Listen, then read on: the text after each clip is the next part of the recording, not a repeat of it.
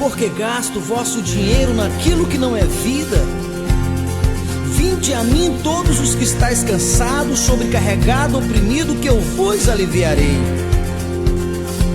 É o convite de Jesus. Vem todos os povos, de todos os cantos da terra. Vinde, vivei eternamente.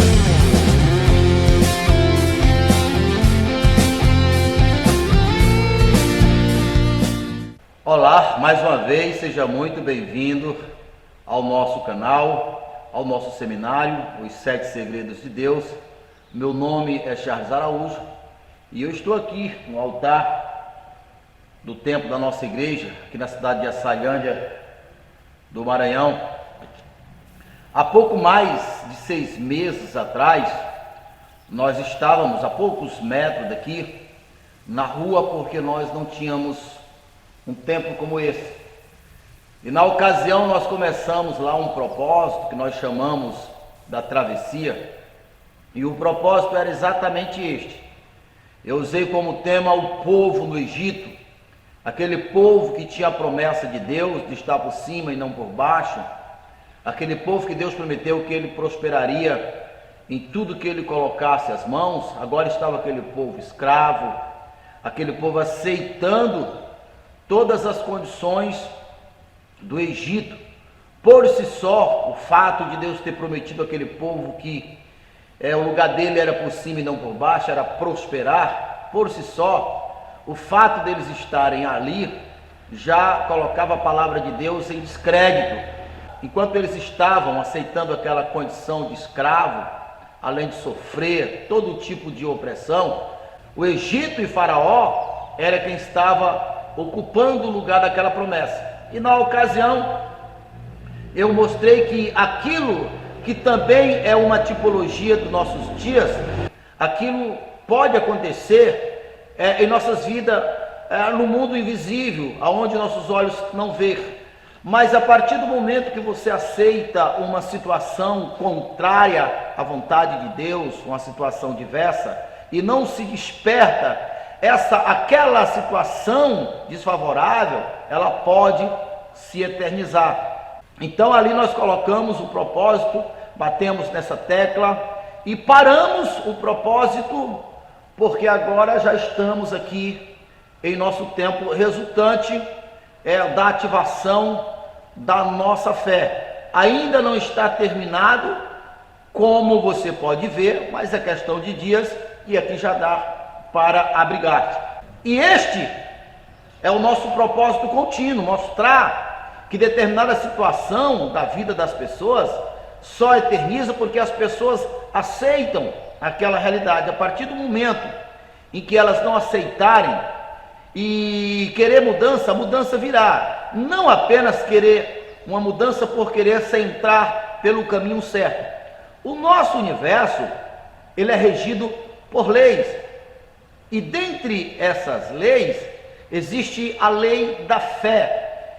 A lei da fé é a lei onde o ser humano coloca o poder de Deus em ação. E não é difícil você entender. Lá no começo do século, existia um homem, magnata do ferro, um dos homens mais ricos da sua geração, chamado Carnegie. Acho que é esse o nome do homem.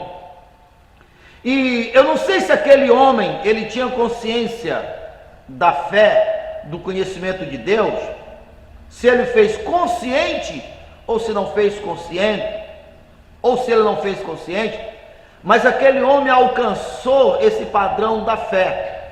E qualquer pessoa que alcançar esse padrão da fé, essa pessoa fará uma grande diferença, começando pela sua vida e obviamente pela sua família. É aquele homem, o qual estou falando sobre ele, o Carnegie, um dos mais ricos da sua época. O que ele entendeu? Ele entendeu que quando o homem aciona todos os seus sentidos e traz uma imagem de um objetivo a ser alcançado por ele, e essa imagem fixa no seu coração, no seu homem interior, aquilo modifica não só o externo, as convicções, o corpo, o formato do ser humano. Porque a fé, esse segredo que eu estou falando, que foi o mesmo que o Carnegie descobriu, ela corresponde ao DNA divino, DNA de Deus, a semente do sucesso, a semente da vida eterna, a semente de todas as conquistas. Tudo que Deus criou, criou usando este método, criou usando esta maneira. E esta maneira Deus trouxe no mundo dos humanos, mas por alguma razão se tornou um segredo para a maioria das pessoas que morrem, que perecem, que sofrem, e muitos passam por a vida sem conhecer, sem nem sequer despertar ou imaginar que existe essa força liberada aonde ela foi projetada por Deus para atuar a partir do homem, e o homem atuando com essa força, esse homem vence qualquer batalha, esse homem alcança qualquer coisa, porque ali é a humanização de Deus e humano. É o que aconteceu com o Senhor Jesus, e esse homem vence. A história bíblica está cheia de homens que encarnou essa fé, que encarnou esse espírito, e eles venceram, e se viu claramente nas suas vitórias que existia uma força extraordinária trabalhando a favor dele. Então aquele homem chamado Carnegie, lá no meio do século, ele entendeu que o sucesso dele não era resultante do seu esforço humano, existia uma força maior com ele. E nasceu uma curiosidade no coração dele. Então ele chamou um jovem, na sua época, um jovem repórter, e ele patrocinou aquele jovem a fazer uma pesquisa audaciosa, porque se ele, o Carnegie, um dos mais ricos da sua geração, estivesse certo, ele não podia levar aquele segredo para o túmulo com ele. Então ele chamou aquele jovem que viu que tinha potencial, chamado Napoleão Hill, e ele patrocinou o Napoleão Hill a fazer uma pesquisa. Napoleão Hill passou mais ou menos 25 anos fazendo essa pesquisa. Ele conseguiu conversar ou entrevistar aproximadamente 20 mil pessoas, dentre eles os homens mais ricos da sua geração. E para se comprovar que a tese de Carnegie estava certa, todos aqueles homens, os mais bem-sucedidos da sua época, da sua geração, e dentre todos eles tinha algo em comum, que a força que fez eles vencerem seguia o mesmo padrão, seguia o mesmo princípio, tinha o mesmo fundamento. Primeiramente, eles traziam o foco do seu alvo, daquilo que eles pretendiam, eles bem definido, eles traziam para dentro do seu coração. Repito, eu não sei se eles sabiam ou se não sabiam, mas ao fazer isso, eles se enquadraram aos fundamentos da fé. Fundamentos esses que até hoje está disponível, que no passado fez homens simples se tornar gigantes. Então não sei se ele tinha consciência disto ou se não, mas o fato é que ele alcançou esse padrão, e todos os homens bem-sucedidos que seguiram a mesma filosofia alcançaram esse padrão. Aquilo que ele alcançou é o mesmo que Jesus disse, por exemplo: se a minha palavra estiver em vós e vós estiverdes em mim, pedireis tudo o que quiser, que vos será feito. Se disserdes a esse monte, monte, ergue-te daqui e lança-te no mar, e não duvidar no coração, assim se fará. Então observe que quando uma pessoa tem um alvo, tem um foco, e aquele foco está como um retrato, como uma fotografia no seu coração, então Deus passa a operar a partir através das suas faculdades mentais, porque só Deus pode tirar um monte do seu caminho, desde que esse monte esteja sendo um obstáculo. Só Deus, observe a palavra que Jesus disse: se a minha palavra estiver em vós, o foco, o registro que você quer dos seus ideais, se disser esse monte, pedireis tudo o que quiser, que vos será feito, vos será. veja que não é o homem que faz. Aí você entende por que Josafá venceu a sua guerra sem estar no confronto direto. Quando ele chegou lá, os inimigos já estavam mortos, e foi ali que Deus disse: essa guerra não é tua, Josafá, essa guerra é minha. Se entende como Josué venceu um dos reis mais poderosos da sua época. As muralhas de Jericó caíram sem que eles tocassem. E essa mesma força, esse mesmo poder está disponível hoje para todos os que crerem. Este é o propósito que nós vamos estar ensinando a fé a partir desse altar, como também é o propósito do nosso seminário, os 7 segredos de Deus. A propósito, Napoleão Hill, aquele que fez toda essa pesquisa em um dos seus livros, Pensa, Enriqueça, ele colocou esse propósito como segredo, que na medida que a pessoa entendesse esse segredo, era porque ele estava preparado. E a palavra de Deus, ela fala mais ou menos isso. A palavra de Deus, para uma pessoa que não está com os ouvidos abertos, que não está disposto a fazer a diferença, que não está com seus olhos abertos, a palavra é apenas um conjunto de regras, de histórias, muitas vezes enfadonha de ler. Mas para aqueles que estão com os ouvidos abertos, com os olhos atentos, a palavra de Deus é um convite ao sucesso, é uma parceria entre o Deus Todo-Poderoso e o ser humano, e é a partir disso que o ser humano se torna imortal. Na mensagem que eu preguei ontem à noite, eu preguei sobre o poder da semente da palavra no interior do homem. Eu mostrei o polo negativo para que nós pudéssemos ter consciência que hoje nós estamos nesse estágio do polo negativo. Adão, aquele que recebeu de Deus toda a autoridade, Adão vivia num paraíso. Adão não sabia o que era escassez, Adão não sabia o que era opressão, depressão, não sabia o que era medo, não sabia o que era ciúmes, não sabia o que era inveja, não sabia o que era dor de doença ou nenhuma dor. Os rios tinham ouro, os rios de águas cristalinas, neles também tinha ouro. O jardim estava repleto dos melhores e mais saborosos frutos. Então, aquele homem vivia num paraíso, e esse paraíso durou até ele ouvir uma palavra contrária à palavra da vida, a palavra de Deus, até ele ouvir uma palavra que colocasse em dúvida a palavra de Deus. Então, como a palavra de Deus é perfeita e nela contém a vida, qualquer palavra contrária a ela altera essa perfeição e rouba da vida. Era isso que Jesus estava dizendo em João 10:10. Eu vim para que tenha vida e vida com abundância. Mas o ladrão, se referindo ao diabo, aquele que enganou Adão lá no paraíso, só veio para matar, roubar e destruir. Então, uma vez que Adão ouviu a palavra contrária, então ali caracterizou a queda do homem. Foi quando ele perdeu a afinidade com o paraíso, que nada mais é com esse espírito da fé, com esse espírito que é o mesmo da fé, que é o mesmo que Carnegie estava pesquisando, que na Bíblia também se vê como barco salva-vida, a arca de Noé, que hoje é o espírito da verdade, que o mundo não conhece, mas aqueles que se voltam para Deus conhecem. Então, voltando para o caso de Adão, foi ali que caracterizou a queda do homem.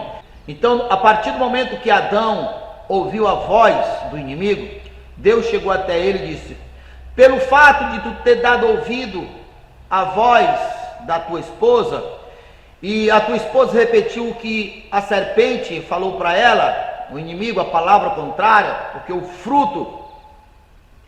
fruto da morte é exatamente, trazendo para o mundo espiritual, é a palavra, que nela não é a verdade.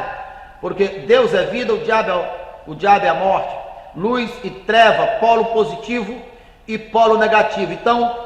Então Deus disse: por causa disto, a terra produzirá abrolho, ou seja, algo mortífero, algo danoso a você, e você sentirá sofrimento e dor, angústia, irá tirar o teu sustento com muitas dores e com muito sofrimento.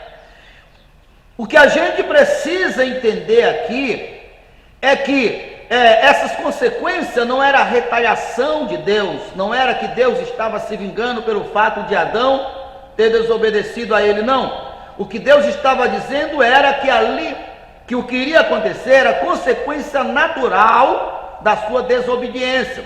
Entenda, o simples fato do homem trazer a palavra em desarmonia com a verdade divina, em desarmonia com Deus para dentro de si, pelo fato do homem ter sido colocado por Deus como governante do universo, quando ele recebeu a palavra no seu interior, até a natureza se alterou como resultado ou resultante ou o efeito da palavra desarmoniosa que o homem recebeu. Então, obviamente, se o externo se alterou por causa da palavra, obviamente se entende por que ele morreu. A dor, o sofrimento, a morte passou a ser familiar com ele. Você acha que isso mudou? Mudou não. É por isso que a gente precisa entender esse ponto, porque foi ali que Deus disse: a partir de agora você conviverá com a ciência do bem e a ciência do mal, ou seja, vida e morte, luz e treva. E durante a Bíblia, muitas vezes se repetiu essa frase. Por exemplo, em Deuteronômio Deus disse: eu coloco diante de vocês a vida e a morte, as bênçãos e a maldição. Agora escolha a vida. Então hoje, esses dois espíritos, eles chegam até nós pelos nossos ouvidos, pelo que nós enxergamos, porque o crer só vem pelo ouvir. Então, mas nós temos um soldado que é a nossa mente consciente, a nossa mente seletiva, exatamente para excluir tudo aquilo que não é vida. Então, quando nós temos a capacidade de excluir o que não é vida e receber o que é vida, nós voltamos ao estágio que Adão perdeu, nós voltamos à comunhão no paraíso. As nossas vidas se tornam como o jardim que ele saiu. É a partir daí que nós nos tornamos imortais. Nós estamos aqui no templo da nossa igreja, e é exatamente isto que nós vamos difundir, vamos levar. Dentre os 8 bilhões de pessoas na Terra, uma minoria estão bem-sucedidos, a maioria sofre todo tipo de afronta, todo tipo de dor, de angústia, tem uma vida miserável, uma vida de dor, uma vida de escassez, uma vida de opressão, muito semelhante ao povo do Egito. Então, como Deus amou o mundo de tal maneira que deu o seu único filho para todos que nele crê não pereça, mas que tenha vida eterna, todos esses estão sendo convidados por Deus. E qualquer uma dessas pessoas que entender isso, que Deus tem um convite para eles e que há um Espírito salva-vida. No caso de Adão que nós contamos, o efeito foi contrário, o oposto à vida. Mas o mesmo efeito positivo quando você ouve a palavra da vida e recebe a palavra da vida, que é Jesus. Quando a palavra chegar no teu coração, ela vem com o poder do céu para o teu coração.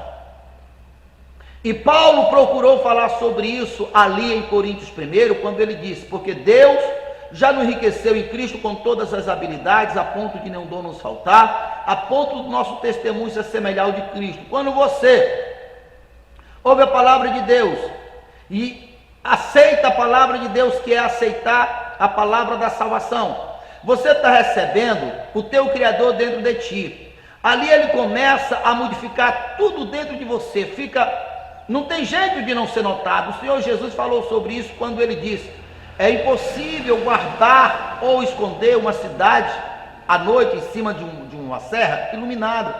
Assim, o mesmo acontece quando nós recebemos a semente.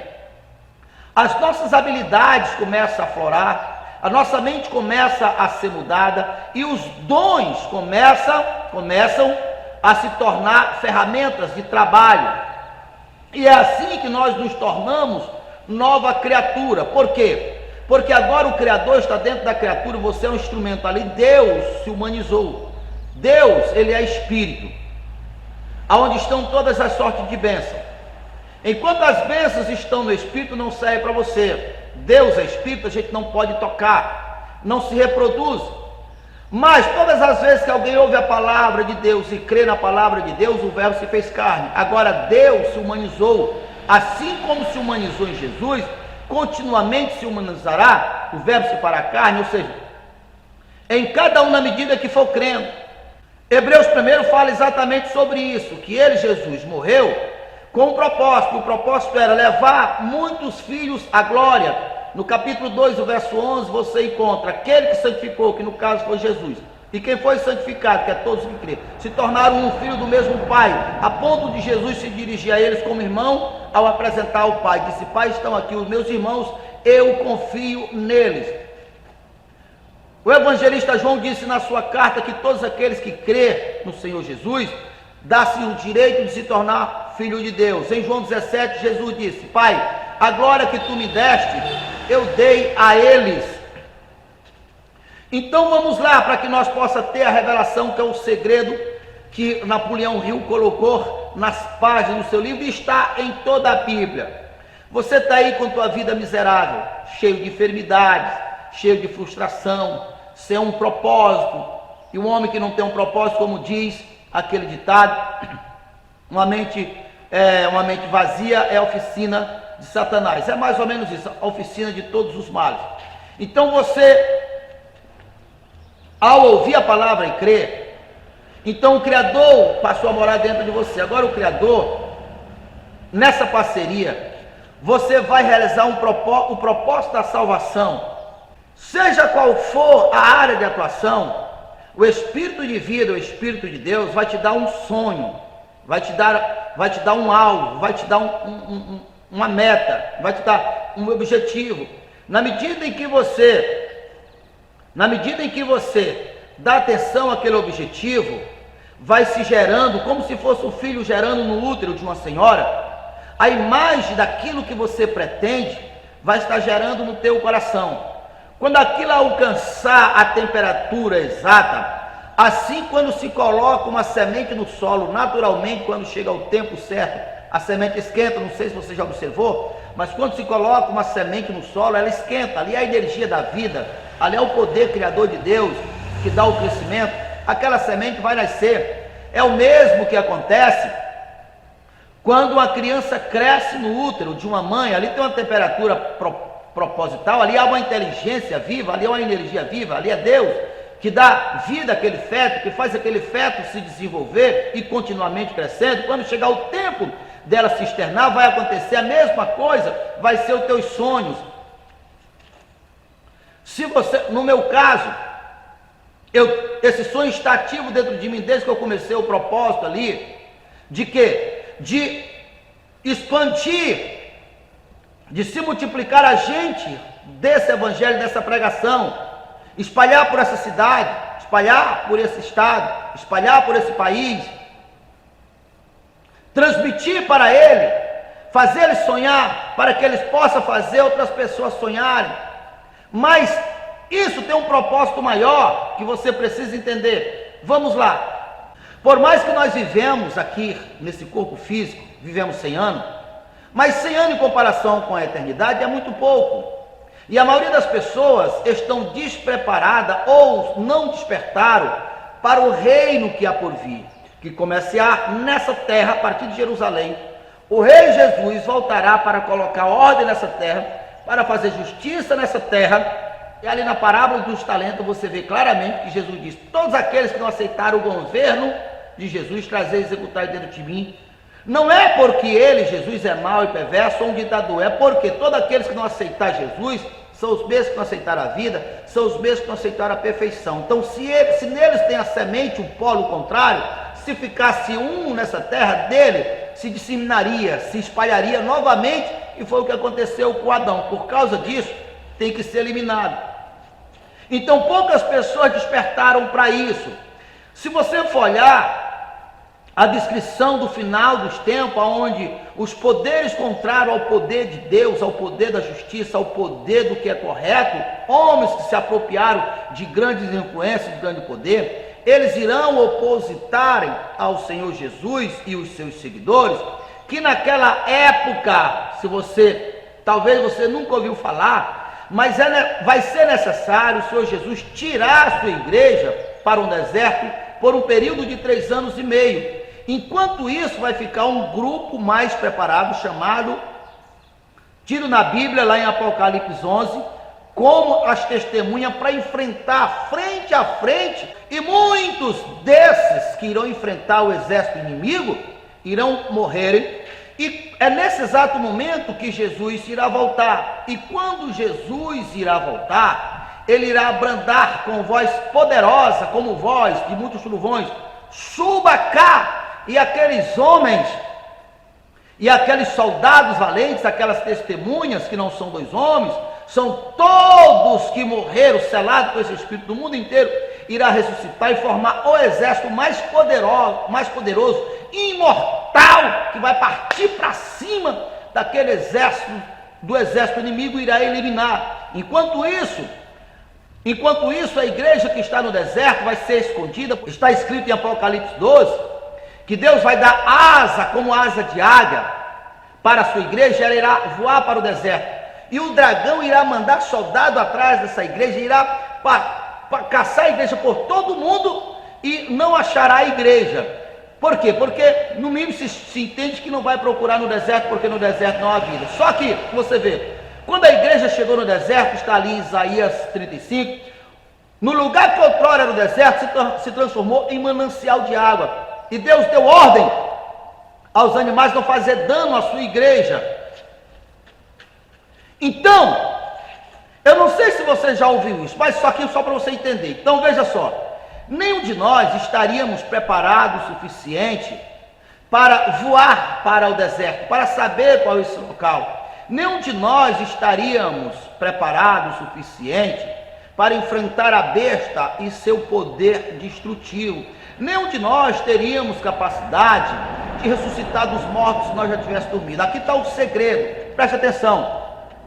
Esse mesmo Espírito que faz as pessoas vencerem agora, que dá sono e dá força, capacidade para realizar, essa pessoa que adormecer, aquecido ou cheio, preenchido com essa força, são os mesmos que irão ressuscitar, se caso tivesse morrido, são os mesmos que irão voar para o deserto, caso eles estejam vivos, ainda que eles não saibam quando chegar a hora. Então veja só, vê se você está entendendo esse segredo. Eu estou aqui ativo com minha fé, eu vou viver bem aqui, acredito na prosperidade como dom de Deus, e eu acredito que o universo está cheio da substância da vida, de riqueza, e essa riqueza vem para mim em forma de talento, em forma de oportunidade, em forma de ideias, e eu pego essa ideia, canalizo essa ideia, ali o verbo se fez carne, ali eu me tornei o Filho de Deus, é o Deus humanizado, Deus Pai, Deus Espírito, Deus Filho na pessoa de Jesus, agora é o Deus que se pode fazer o bem para o homem. Quando Filipe disse assim: mestre, mostra-me o Pai, olha a resposta de Jesus: Filipe, eu já estou tanto tempo convosco e vós ainda não me conhecem. Filipe, quem vê a mim vê o Pai. Ou seja, agora estava ali o Deus humanizado, que é o Filho. Deus humanizado é o Filho, todos que crerem. Então aqui estou eu, para realizar a obra da salvação. Então eu sou o Filho, eu sou o Espírito humanizado. Quando você crê, você é a mesma coisa. Então eu vou levar essas mesmas ideias para milhares de pessoas. Quem sabe, pessoas que iriam se matar. Ontem mesmo passando um jovem aqui na frente, e ele caiu bem aqui na frente e ficou gritando socorro. Aí nosso time, nossa equipe foi até ele e ficou sabendo que ele estava frustrado, revoltado, triste pela situação financeira que ele está passando, pela realidade que ele está passando, os conflitos que ele tem com o pai. Então perceba como fica fácil de entender o que aconteceu com Adão. Toda essa dor que está visível no seu corpo, roubando o seu talento, como ele disse que tinha tentado se matar algumas vezes. Então tudo isso é resultado da semente que está dentro dele, aquela que foi lançada em Adão, que até o externo produziu abrolho. Então o mundo está cheio de jovens como esse. Na medida que ele entender esse segredo, ele vai trocar a semente. E agora, no lugar que estava a semente, que era o causador do desespero dele, do fracasso dele, da ruína dele, a esposa para ganhar neném, o camarada não tem nada. Na medida que ele recebeu trocar a semente, assim como eu estou colhendo espinho na minha roça, Como é que eu faço para me trocar de espinho para uva? É muito simples, eu vou tirar a semente do espinho e vou substituir pela uva, não é assim? Então, na medida que ele entender que ele é útil para Deus, então a semente da vida vai cair no solo dele, e ele vai ser salvo, e ele vai levar essa semente para frente. Eu não estou falando apenas de ir pregar, porque veja só, nós começamos o propósito aqui, como eu sempre tenho falado. Eu sempre conto um exemplo do meu pai. Nasci numa roça, filho de agricultor, e meu pai é um homem muito caprichoso. Todos os anos ele colocava grande roça. Então ele pegava do melhor legume e ele guardava em saca ali como semente. E o resto vendia para suprir as necessidades.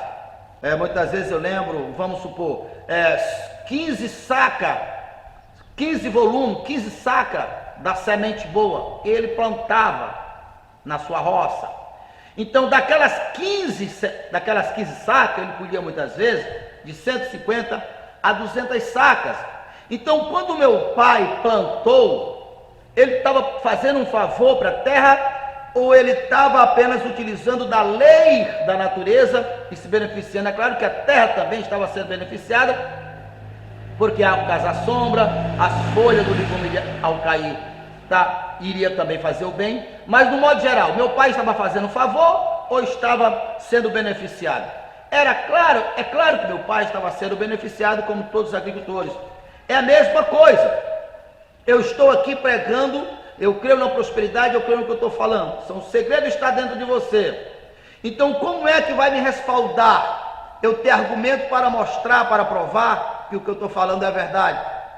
Quando você, que não tinha sonho, que não tinha ideais, que viveu na escassez do sofrimento, ouviu a palavra, acreditou, sonhou em algo. Hoje no mundo digital, por exemplo, antigamente as pessoas que eram ricas, elas eram ricas porque elas tinham muitas terras, ou muito gado, coisas assim. Hoje uma ideia faz uma pessoa se tornar rico de um mês para o outro na internet. Então você está aí todo arrebentado, sem perspectiva de vida, frustrado, endividado, humilhado. Aí você ouviu e creu. Então de repente vem uma ideia para você. Aquela ideia vai arder no teu coração, ali é a semente do Criador. Aí você pega aquela ideia e vai colocar aquela ideia em prática, aquela ideia em ação. Então você vai prosperar, você vai crescer. Então você está contribuindo para a obra da seguinte maneira. Primeiramente, você vai ser um testemunho respaldador do que eu estou pregando. Muitas pessoas irão saber do teu testemunho, irão se inspirar, irão crescer também. O pregador está usando você como testemunho.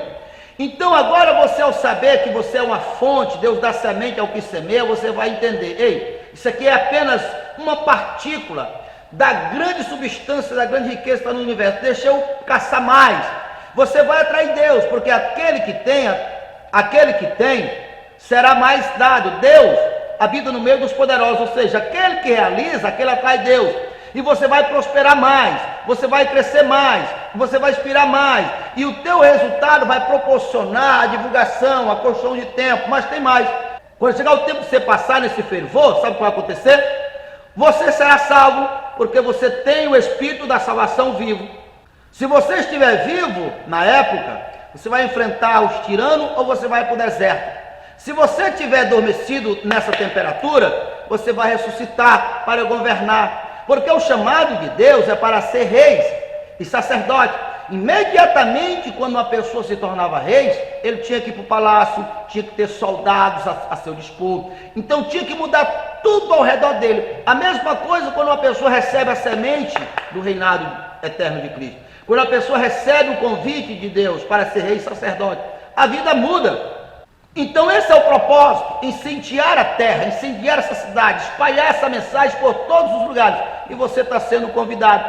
Se você ainda não é inscrito no canal, se inscreva no nosso canal, compartilhe os nossos vídeos com seus amigos, clique naquele sininho para receber todas as vezes que nós colocarmos um vídeo novo. E se você mora nas proximidades, nós estamos aqui no bairro Parque Jardim, atrás daquele comércio Furo da Macaca, na cidade de Açailândia, no Maranhão. Mas se você não está aqui nas proximidades, aonde você estiver, então queira receber essa semente, queira receber esse selo de rei e sacerdote e ser tua bênção, espalhe essas verdades.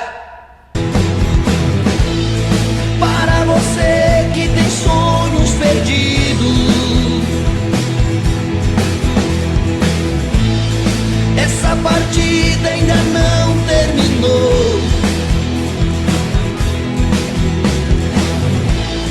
Basta você crer no Deus do impossível. Você vai ver teus sonhos baterem em sua porta,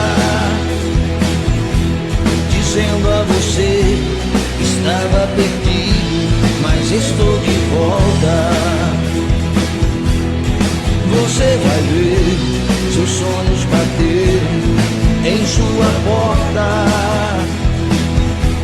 dizendo a você: estava perdido, mas estou de volta.